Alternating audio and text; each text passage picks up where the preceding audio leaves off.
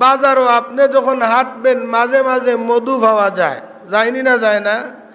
কিন্তু জিজ্ঞাসা যদি করেন মধুর দাম কত, বলবে 1000 টাকা কেজি। যদি বলেন 200 টাকা, তাহলে বলবে হুজুর আরো 50 টাকা দেন। এর অর্থ হলো এটা মধু নয়, এটা আস্থা চিনির শিরা। তে বাজারও আর্থে বইতে মধু পাওয়া যায়, খাঁটি মধুর অভাব, খাঁটি মধুর অভাব। ঠিক তেমনি ভাবে মুমিনের কোনো অভাব নাই, খাঁটি মুমিনের অভাব, খাঁটি মুমিনের অভাব। তাহলে খাঁটি মুমিন যারা হবে তাদের কয়টা বৈশিষ্ট্য থাকতে হয়? 5টা বৈশিষ্ট্য থাকতে হবে। যারার কাছে 5টা বৈশিষ্ট্য থাকবে, আল্লাহ স্বয়ং বলেছেন এরাই হলো প্রকৃতপক্ষের মুমিন। বলেন সুবহানাল্লাহ। এই 5টা বৈশিষ্ট্যের প্রথম নম্বর বৈশিষ্ট্য আল্লাহ বলেন, ইন্নামাল মুমিনুনা আল্লাযীনা ইযা যুকিরাল্লাহু ওয়াজিলাত কুলুবুহুম। আল্লাহ রাব্বুল আলামিন বলেন খাঁটি মুমিন তো তারাই যারা আমি আল্লাহর নাম তাদের সামনে নেওয়া হয় তখন তাদের অন্তর ভয়ে কম্পিত হয়ে উঠে। সুবহানাল্লাহ। আল্লাহর নাম যখন শুনে তখন ডরায়নি না? ডরায় না? ডরায়। বান্দা গুনাহ করতো, চুরি করতো, যেই মুহূর্তে আরেক ভাই আল্লাহর আযাবের ভয় দেখাইছে, সাথে সাথে সে গুনাহটা অর্থাৎ চুরি করা ছেড়ে দিয়েছে। বান্দা জিনার মধ্যে লিপ্ত হবে, আযাবের ভয় দেখানো হয়েছে, সাথে সাথে ওই বান্দা জিনার কাজটাও ছেড়ে দিয়েছে। ঠিক না বেটি? তাহলে বোঝা গেল আল্লাহর ডর ছাড়া একজন মানুষকে কখনো গুনাহ থেকে বাঁচানো সম্ভব না। যার ভিতর আল্লাহর ডর ভয় পয়দা হয়ে যাবে, ওই মানুষটাই গুনাহ থেকে বাঁচা সম্ভব হবে। ঠিক না বেটি? সহজে বুঝার জন্য একটা ঘটনা বললেই আপনারা বুঝতে পারবেন যে আল্লাহর ভয়ে মানুষে যদি কোনো আমল করে আল্লাহ তাআলা তাকে কতটুকু আগ বাড়াইয়া দেন, সেই সম্পর্কে ছোট্ট একটা আলোচনা করি। বনি ইসরাইলের মধ্যে 3 জন ব্যক্তি ছিল।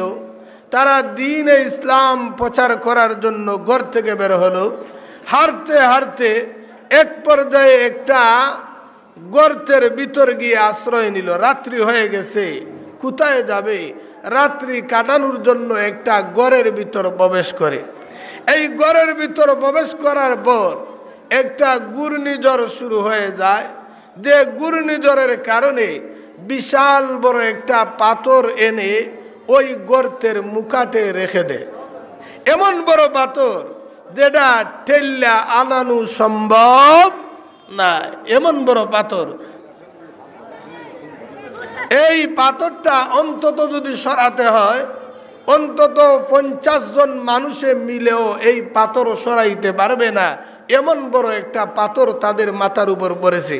তারা বলতে শুরু করলো, সর্বনাশ, মানুষ মারা যাওয়ার পর তাদেরকে কবর দেওয়া হয়, আমাদের দেখা যাইতেছে জীবিত অবস্থায় কবর দেওয়া হয়ে গেছে। ঠিক না বেটি? এই গর্তের ভিতর থেকে যদি সারাদিন চিল্লানো হয়, তারপর কি কেউ শুনবে? শুনবে? কেউ শুনবে না। তাহলে কি করা যায়? এমতো অবস্থায় একজনে আরেকজনকে জিজ্ঞাসা করে, এমন কোন আমল করছনি জীবনে যে আমলটা একমাত্র আল্লাহর ডর আর ভয় নিয়ে করেছো? কি নিয়ে করেছো? আল্লাহর ডর আর ভয় নিয়ে করেছো। আল্লাহর ডর আর ভয় নিয়ে যদি আমল করে দেখো, তাহলে ওই আমলের উসিলা নিয়ে দোয়া করতে পারেন।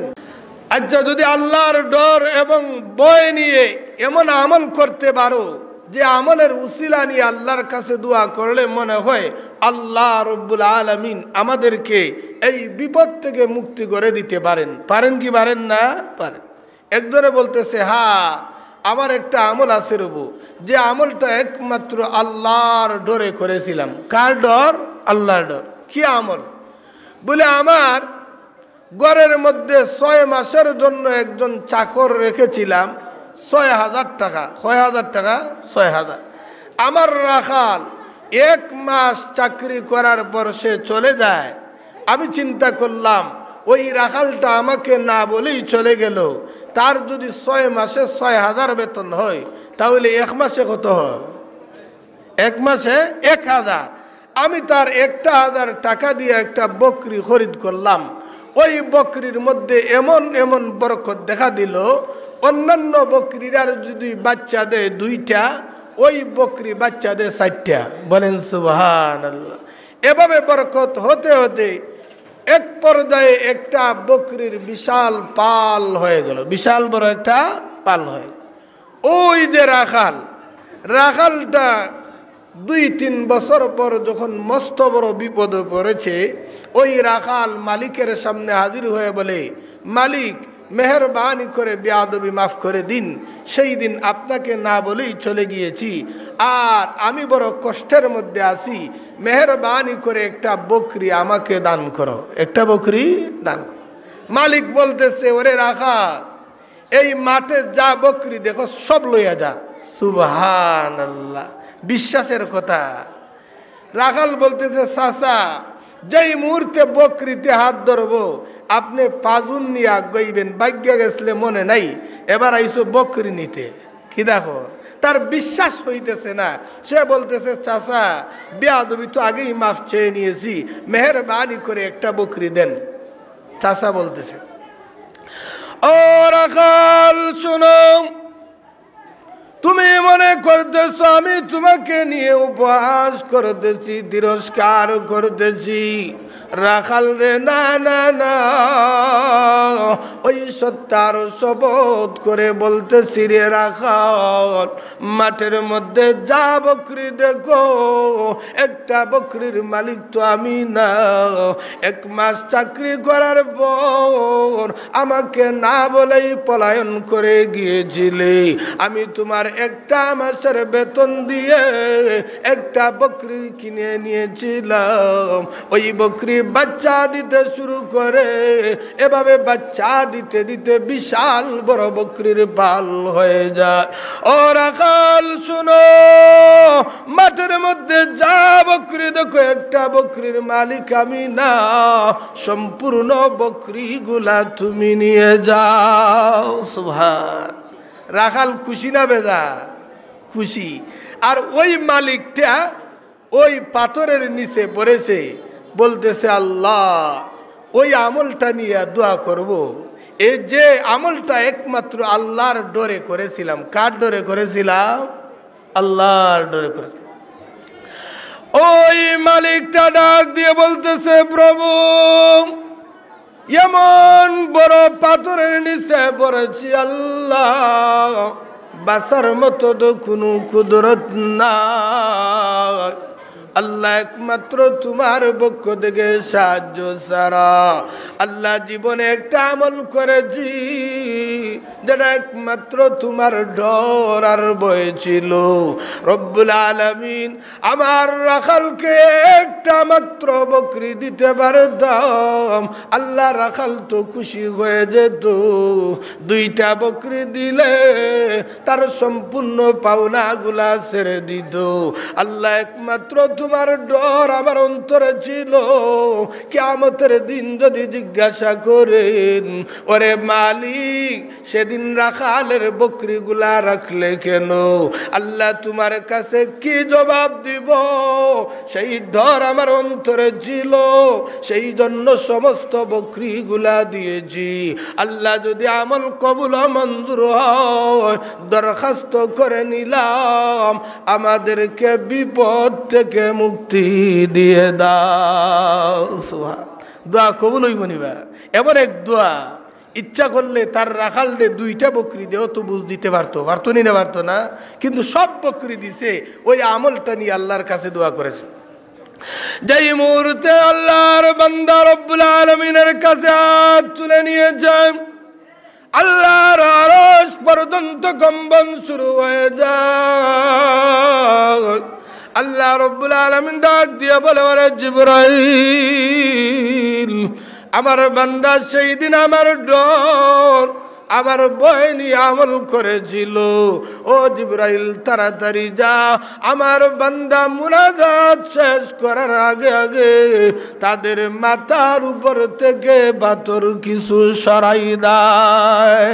সুবহান পাথর কিটা করিলা কিছু সরাই না পাথর সরছে মনে করেন 2 আঙ্গুল মানুষ কয়জন গাতার নিচে 3 জন 2 আঙ্গুল পরিমাণ পাথরটা সরল কিছু আলু বাতাস গাতার ভিতর প্রবেশ করে কিন্তু বাড়ানোর এখন পর্যন্ত কোনো সুযোগ হয় নাই 2 নম্বর জন বলতেছে ভাই এই ধরনের একটা আমল তো আমারও আছে যেটা একমাত্র আল্লাহর ডর নিয়ে করেছি কার ডর আল্লাহর ডর কি আমল তোমার আমার আমলটা হলো আমার একজন চাচাতো বোন ছিল খুব সুন্দরী তার সৌন্দর্যের প্রতি আমি আকৃষ্ট ছিলাম সব সময় তার জন্য পাগল পারা ছিলাম কিন্তু আমার বোনকে আমার কথাতে আনতেও পারি না আর আমার আশা বড়সও পুরা হয় না একদিন আমার বোন মস্ত বড় বিপদের মধ্যে পড়লো পড়িয়া আসিয়া বলতেছে ভাই যদি আমার ওই কাজটা তুমি করে দিতে পারো তোমার যা চাহিদা সবগুলা পূরণ হবে যা চাহিদা সব পূরণ হবে সে বলতেছে আজকেই আমার সুবর্ণ সুযোগ বড় পরিশ্রম করে আল্লাহর বান্দা অনেক টাকা পয়সার ব্যবস্থা করে তাকে দিল আর কথা হলো রাত্রে 12টার সময় তোমার আমার একসাথে সাক্ষাৎ হবে চাচাতো বোন ডাক দিয়ে বলে ওরে চাচাতো ভাই আমার একটা মাত্র শর্ত কি তোমার শর্ত এমন একটা স্থানে আমাকে নিয়ে যাইবা যে জায়গায় কোনো ব্যক্তি যাতে না দেখে কেউ যাতে না দেখতে পারে এমন একটা স্থানে আমাকে নিয়ে যাইতে হবে এটা একটা শরমের বিষয় কি বিষয় না বিষয় হ্যাঁ অবশ্যই তোমাকে এমন একটা স্থানে নিয়ে যাব যেখানের মধ্যে কেউ দেখতে পারবে বোনের কথা মতো রাত্রি যখন ঘরে ঠিক 12টা হয়ে যায় চাচাতো ভাই দরজার সামনে হাজির বোন তার সাথে চলে যায় গভীর জঙ্গলের মধ্যে চাচাতো ভাই আর বোন হাজির এবার ভাই ডাক দিয়া বলে ওরে বোন এবার আমার মনে যে আশা চাওয়া রয়েছে সবগুলা পূরণ করতে চাই ওরে ভাই তোমাকে না একটা শর্ত দিয়েছি এমন একটা স্থানে নিতে হবে যেখানের মধ্যে কেউ যাতে দেখতে না পায় হ্যাঁ আমি তো তোমাকে এমন একটা স্থানের মধ্যে নিয়ে এসেছি যেখানের মধ্যে জঙ্গলা চতুর্দিক দিয়ে অন্ধকার বাড়িঘর অনেক দূরত্ব একটা মানুষ তো দেখতে পাবে না এর চাইতে নীরব এলাকার কি হতে পারে এমত অবস্থায় চাচাতো বোন ডাক দিয়ে বলে ওরে ভাই শোনো দুনিয়ার সমস্ত মানুষ তো দেখবে না বুঝে নিয়েছি কিন্তু আহকামুল হাকিমিন রব্বুল আলামিন তো জঙ্গলাতেও দেখতেছে দেখেন কি দেখেন না আমার তো শর্ত হলো এমন একটা জায়গায় নিয়ে যাও যেখানের মধ্যে কেউ যাতে না দেখে দুনিয়ার মানুষ যদি না দেখে আল্লাহ তো দেখবে কি দেখবে না দেখবে এবার তার মনের মধ্যে একটা ডর আসলো সভ্য না একটা মহিলা সে যদি আল্লাহর ডর আর ভয় ওই জঙ্গলে আসার পরও থাকতে পারে আমি না একটা যুবক আমার অন্তরের মধ্যে তো আল্লাহর ডর আর ভয় থাকা দরকার কি দরকার না দরকার সে ডাক দিয়ে বলে চাচাতো বোন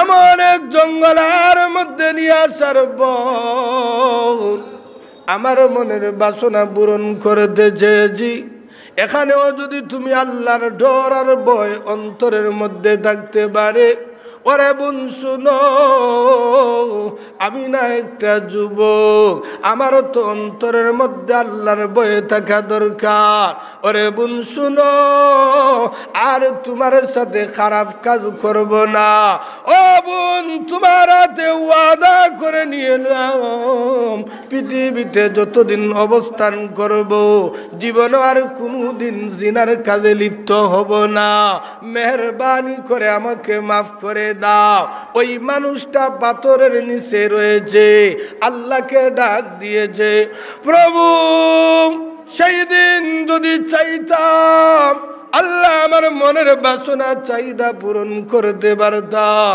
আল্লাহ বুনা পুত্রি দেওয়ার কোনো অধিকার ছিল না। আল্লাহ জোর করে আমার কাম সেরে নিতে পারতাম। আল্লাহ সেই দিন একমাত্র তোমার ডর, তোমার ভয় আমার অন্তরের মধ্যে এসেছিল। এই জন্য চাচাতো বোনকে ছেড়ে দিয়েছি। আল্লাহ আমল যদি কবুল মঞ্জুর হয়, দরখাস্ত করে নিলাম, আজকে বিপদ থেকে মুক্তি দিয়ে দাও। আল্লাহর বান্দা যেই মুহূর্তে হাত তুলে নিয়েছে, আল্লাহর আরশ পর্যন্ত কম্পন শুরু হয়ে যায়। আল্লাহ ডাক দিয়ে বলে, ওরে জিবরাইল তাড়াতাড়ি যা, আমার বান্দা মুনাজাত শেষ করার আগে আগে তার মাথার উপর থেকে পাথর আর একটু সরাই দে। সুবহান। মানুষ কয়জন? 3 জন। এবার পাথর আর একটু সরছে, হাত বাড়ায়, পা বাড়ায়, কল্লা যাতাইও বার করা যায় না। মানুষ কয়জন? 3 জন। 2 জন 2টা দোয়া করলো, আল্লাহর কাছে কবুল ও মঞ্জুর হলো। 3 নম্বর বলতেছে, সর্বনাশ, আমি যদি এখন একটা নেক আমলের উসিলা নিয়ে দোয়া না করতে পারি, প্রমাণ হয়ে যাবে আমার মতো নাফরমান এই পৃথিবীর বুকে আর কেউ নাই। হাসানা মিসা 2 জনে 2টা দোয়া করলো, দুয়ার উসিলায় পাথর সরলো। কিন্তু আমি যদি দোয়া না করি, আমি সবচাইতে বড় পাপিষ্ট হব। এখন কি দোয়া করবে? তার জীবন নিয়ে তালাশ করতেছে। এক পর্যায়ে বলে, হ্যাঁ, আমারও একটা আমল আছে রবু, যে আমলটা একমাত্র আল্লাহর ডর নিয়ে করেছিলাম। খাদ্য আল্লাহ, কি আমল? সে বলতেছে, আমি প্রতিদিন বাজারে গিয়ে ব্যবসা করতাম। বিকাল যখন হতো, বাড়ির দিকে প্রত্যাবর্তন করতাম, সঙ্গে করে একটা দুধের প্যাকেট আমার থলির ভিতর ঢুকায় নিতাম। দরজার সামনে দাঁড়াইয়া, দরজার মধ্যে যখন দরজাতে আস্তে আস্তে ডাক দিতাম, আমার ছোট্ট ছোট্ট কয়েকটা বাচ্চা ছিল, দরজা খুলে দিয়ে আমার বুকের সাথে জড়াইয়া ডাকতো, আব্বা কি নিয়ে এসেছো? তোমার থলির ভিতর কি রয়েছে? মেহরবানি করে বের করে দাও। আমি আমার ছোট্ট ছোট্ট বাচ্চাদেরকে বলতাম, ওরে আমার কলিজার টুকরারা শুনো, এগুলা তোমাদের জন্য নয়, এগুলা হলো আমার বিদ্যা জননী মায়ের জন্য। মা খাওয়ার পর যদি অবশিষ্ট থাকে তোমাদেরকে দেওয়া হবে, অন্যথায় তোমাদেরকে দেওয়া যাবে না। ওই মানুষটা পাথরের নিচে পড়ে আল্লাহকে ডাক দিয়ে বলে, আল্লাহ,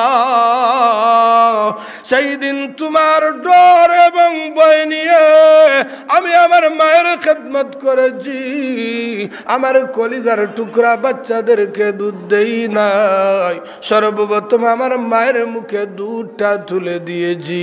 আল্লাহ আমল যদি কবুল মঞ্জুর হয়, দরখাস্ত করে নিলাম, আমাদেরকে পাথরের নিচ থেকে মুক্তি দিয়ে দাও।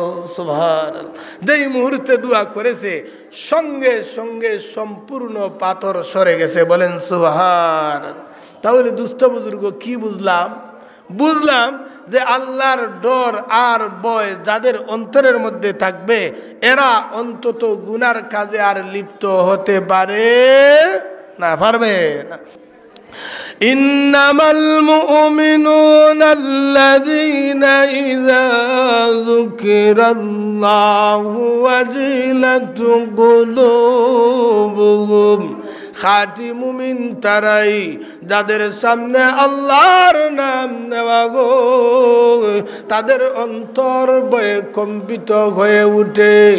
2 নম্বরের গুণ হলো ওয়াইযা তুলিয়াত আলাইহিম আয়াতুহু যাদাতুহুম ঈমানা। 2 নম্বরের গুণ হলো আমার কালামুল্লাহ যখন তাদের সামনে তিলাওয়াত করা হবে তাদের ঈমানের পাওয়ার বাড়তে থাকবে। ঈমানের পাওয়ার কি হবে? আল্লাহর কালাম শুনলে পাওয়ার বাড়ে না কমে? কিন্তু একটা গান একবার দুইবার তিনবার শোনার পর একজন মানুষ বলে সব্যনাশীর মজা লাগে না, শুনতে শুনতে বিরক্ত আসে। কিন্তু ইমাম সাহেব প্রতি নামাজের মধ্যে সূরাতুল ফাতিহা আলহামদুলিল্লাহ সূরা পড়েন কি পড়েন না? পড়েন। এমন কোনো মুসল্লি আজ পর্যন্ত পাইলাম না যে হুজুর প্রতিদিনই প্রতিদিনই আলহামদু কেউ হয়নি না। তাহলে বোঝা গেল কোরআন এমন একটা কিতাব যেটা যতই পড়ে ততই মজা লাগে, যতই পড়ে ততই মজা লাগে। এমনকি কাফির কুফারের ঈমান পর্যন্ত বাড়েনি না? বাড়ে না? সহজে বোঝার জন্য একটা দৃষ্টান্ত দেই। সারা বিশ্বে মিলে একটা মাহফিল হয়েছিল যে প্রত্যেকে যার যার ধর্ম সম্পর্কে বক্তৃতা দিবে। হিন্দুরা হিন্দু ধর্ম সম্পর্কে বক্তৃতা দিবে, খ্রিস্টানরা খ্রিস্ট ধর্ম সম্পর্কে বক্তৃতা দিবে, মুসলমানরা মুসলমানদের ধর্ম সম্পর্কে ইসলাম সম্পর্কে বক্তৃতা দিবে। প্রত্যেকটা দেশ যখন সমাবেত হলো প্রত্যেকের সময় নির্ধারণ করা গেল 30 মিনিট। কয় মিনিট? 30 মিনিট। কিন্তু মুসলমানদের সময় হলো মাত্র 5 মিনিট। কয় মিনিট সময়? 5 মিনিট। সারা পৃথিবীর ইহুদি খ্রিস্টান হিন্দু নাসারা সব এক সাথে মিলে মুসলমান কিভাবে ধ্বংস করা যায় এই ফিকিরের মধ্যে লেগেছে। সবাই সিদ্ধান্ত নিল মুসলমানদেরকে 30 মিনিট দিলে হবে না, বরং মুসলমানদের সময় হইল কয় মিনিট? 5 মিনিট। মুসলমানরা পরামর্শ করতে বসলো কি করা যায়। 5 মিনিটও খুতবা তো পড়া যাবে না। খুতবা পড়া যাবে? একজন হুজুর যদি বালা করে খুতবা পড়ে তাহলে দেখবেন 5 মিনিটের চাইতে আরো বেশি সময় যায়। যায়নি না? যায় না? তাহলে কি করব? ধর্ম সম্পর্কে তাদের সামনে কি উপস্থাপন করব? তাদের একটা নিয়ম ছিল, আপনার সময় হলো 5 মিনিট, 4 মিনিটের কালো হলুদ বাতি দেওয়া হবে আর 5 মিনিটের কালো লাল বাতি দেওয়া হবে। হলুদ প্রথম সিগন্যাল, সময় কাছেই গেছে, আর লাল বাতি যখন দেওয়া হয় আর আপনার সময় নাই। এবার মুসলমানরা কি করবে? সবাই পরামর্শ করতে বসলো কি করা যায়। এবার একজন একটা প্রস্তাব দিল, আমার মনে হয় আমরা বয়ান না করে আল্লাহর কালাম থেকে কিছু কোরআন তিলাওয়াত শুনাই দেই। কিছু কোরআনের আয়াত যদি শুনাই, মনে হয় 5 মিনিটে 5টা আয়াত তো শোনানো যাবে। 5 মিনিটে 5টা আয়াত তো শোনানো যাবে, কিছুই বলবো না। আল্লাহর কালাম থেকে কোরআন তিলাওয়াত করে শুনাই দিব। আল্লাহর কালাম পড়ে শুনাই দিব। কে পড়বে? সে জমানার কারি ছিল মিশরের কারি আব্দুল বাসিত। নাম শুনছেন কি না? কারি আব্দুল বাসিত অত্যন্ত মধুর কণ্ঠে তিলাওয়াত করেন। ওনার তিলাওয়াত ছিল খুব সুন্দর।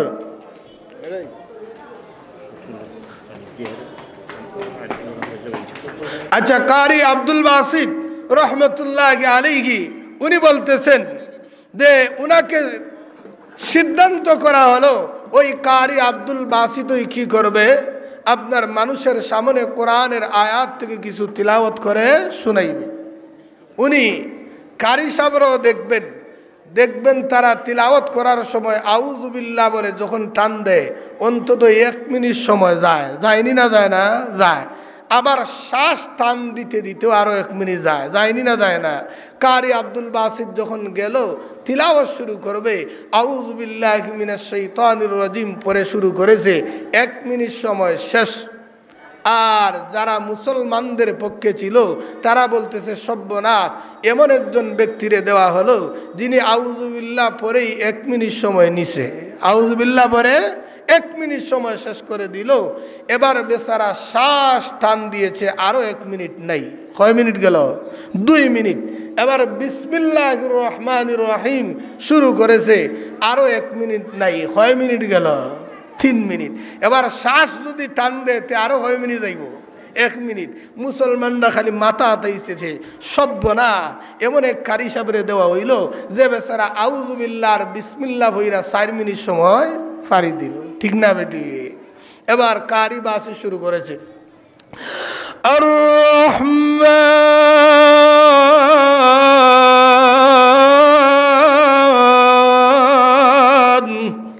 علم القرآن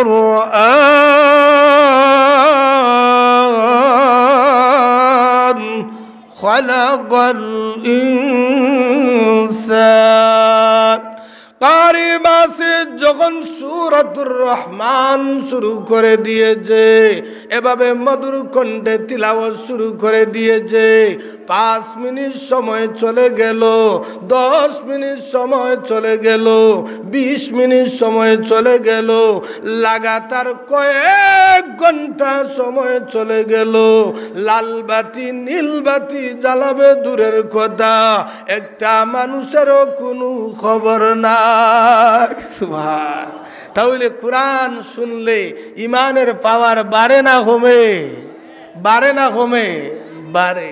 তাহলে দুস্থ বুজুর্গ বুঝতে পারলাম আমার খাঁটি মুমিনের আলোচনা দেখে খাঁটি মুমিনের বৈশিষ্ট্য হলো 5টা, তার মধ্যে 2টার আলোচনা করেছি। 3 নম্বরটা হলো ওয়ালা রাব্বিহিম ইয়াতাওয়াক্কালুন, যারা আল্লাহর প্রতি তাওয়াক্কুল করবে, ভরসা করবে। কার উপরে ভরসা? আল্লাহর উপরে ভরসা।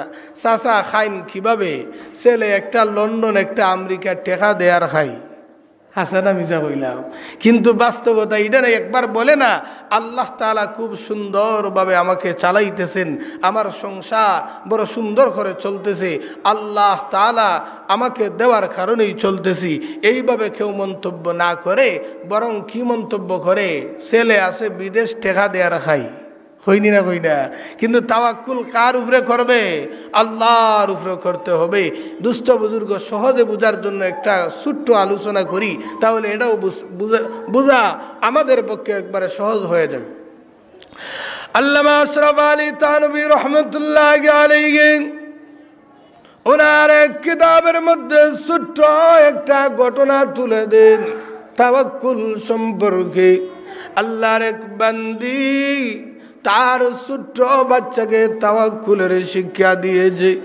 বাচ্চা যখন ওই মার কাছে গিয়ে বাচ্চা খাবার চায়, মা বলে খাবার দেওয়ার ক্ষমতা আমার না।